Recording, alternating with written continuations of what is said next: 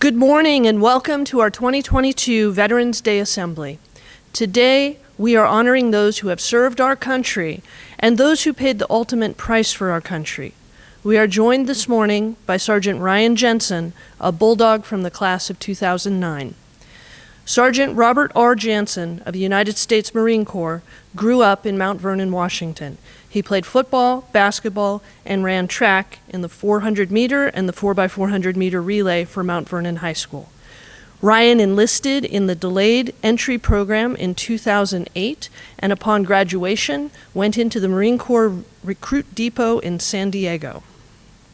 During active duty, Sergeant Jansen served as a navigational AIDS technician and communications technician in 29 Palms, California. Ryan oversaw the training for Marines preparing to deploy in support of Operation Iraqi Freedom, Operation Enduring Freedom, and later Operation Inherent Resolve in support of operations against ISIS. After serving active duty, Sergeant Jansen became a father to two future students of MVHS, Amberlyn Marie and Regan Jansen.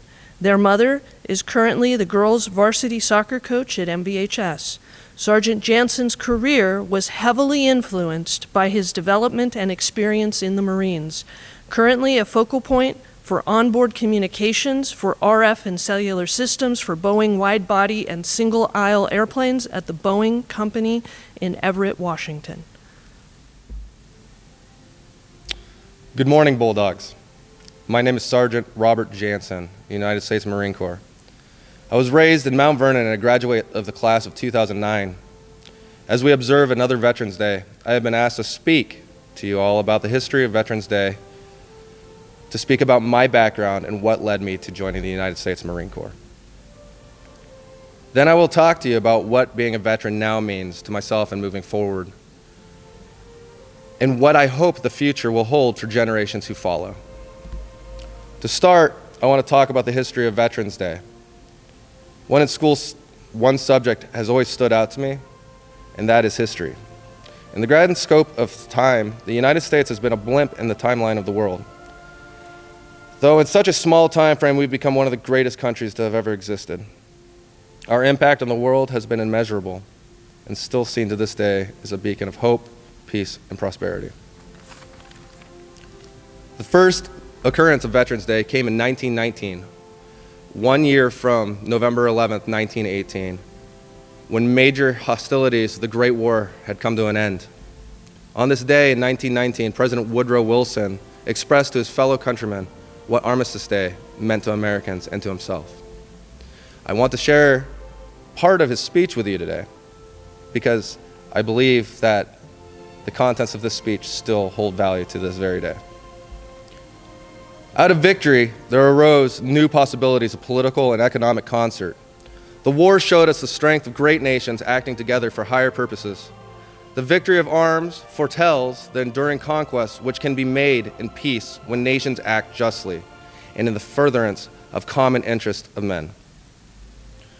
To us in America, the reflection of Armistice Day will be filled with solemn price in heroism and of those who died in country's service, and with a gratitude for the victory, both because of the thing from which it freed us and because of the opportunity it has given America to show her sympathy with peace, justice, and the Council of Nations.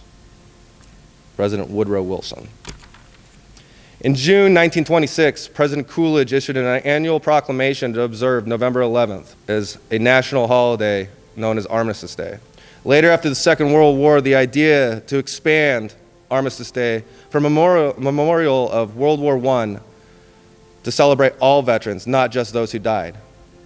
Then, in 1954, Armistice was replaced with Veterans Day. I come from a family with roots in military service. My grandfather and my father both served in the United States Navy. My uncle, a veteran of the Air Force. My brother followed my path after graduation in 2012 from this very high school and joined my beloved Corps. Currently, I have one active duty family member also serving in the United States Marine Corps. For me, the decision to serve was something I never thought about. I always knew this was going to be a chapter in my life. Then a day I will never forget reinforced my mindset. A day, unlike any before, created a generation that was ready for war. Previously, service during a time of war was circumstantial. The war on terror pushed two generations headlong into a 20-year war that ended with casualties that were of the next generation. September 11th changed the perceived idea that America was a fortress and a safe haven. We saw Americans suffer, cry, and fall victim to the greatest attack in the United States history. What came next was the resolve, determination, and the will of the American people. United, supportive, and collaborative. At a young age, these images inspire you to want to help. My neighbor who used to babysit my brother and I was 5 years older than myself. He enlisted in the United States Marine Corps and was the personal figure I followed thereafter. When I left for San Diego, I became a Marine. Many obstacles laid ahead. The idea a Marine Corps drill instructor follows is to break you down to nothing and build you back up in the image of a Marine. Instill the fight, determination, and will so that you will answer the call even when you don't believe it yourself. These 3 months of hell were rough. You speak in the third person, can't say I, me, or my. You would ask to do things by saying, this recruit. These all served a purpose to eliminate self-service and help for the greater team and cause. Luckily for me, I was given a head start in dealing with adversity and learning to be a team. The coaches and staff at Mount Vernon High School had prepared me to an extent on how to manage these things. And for that, I will forever be grateful. Being a veteran of the United States Marines has been the biggest honor in my life. And when a Marine takes off their uniform the last time, it is the strangest feeling you will ever get. When the uniform is off, your service is done, you still realize that you are forever a Marine. What comes next is a rush that hits you. Did I leave the Marine Corps better than when I earned the title? Did I contribute like those who came before me? The Marines that started it all in Tun Tavern, November 10th, 1775, to the Marines of Montezuma, to the Teufelhunden, aka Devil Dogs, of Belleau Wood of World War I, to the Marines of Iwo Jima, Guadalcanal, and Peleliu of World War II, the Chosin Reservoir of Korea, to the Marines of Khe Sanh, Hue City of Vietnam, to now, my generation, Fallujah, Ramadi, Iraq, Sangin, and Kandahar, Afghanistan. That is a question that we cannot answer ourselves. Our legacy is carried on by the next few and proud Marines. As a veteran, now I look to the future, to you, the future of this great nation. Some of you will join me and my brothers and sisters in arms. Some of you will be the future leaders of our communities, activists of great causes, creators of new commodities, teachers, mentors, and most importantly, the next to lead by example and carry America forward. I want to end by saying a couple of things.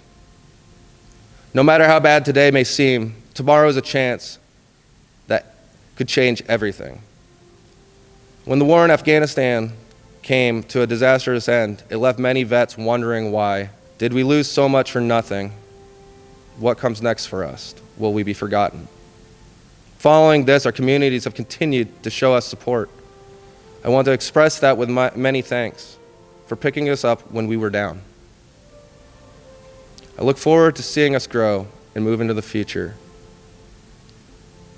And for you all, it is on to you. Thank you for having me. May I wish you all fair winds and following seas. Thank you. Thank you, Ryan, for sharing your inspirational story. In closing, we would like to honor our Mount Vernon High School staff members who have served in the military. First, we have Sergeant John Sajewicz, who served in the United States Air Force from 1982 to 1986. He was stationed at Mountain Home Air Force Base in Idaho. His duties while in the Air Force were phase inspection on F-111s. Specifically, Mr. Sajewicz did extensive maintenance on the aircraft after the correct number of flight hours, similar to having your car maintained after so many miles driven. Currently, Mr. Sajewicz is our librarian. Next, we have Arlene Thogerson. Ms. Thogerson served in the United States Navy as an aviation electronics technician from 1992 to 1998.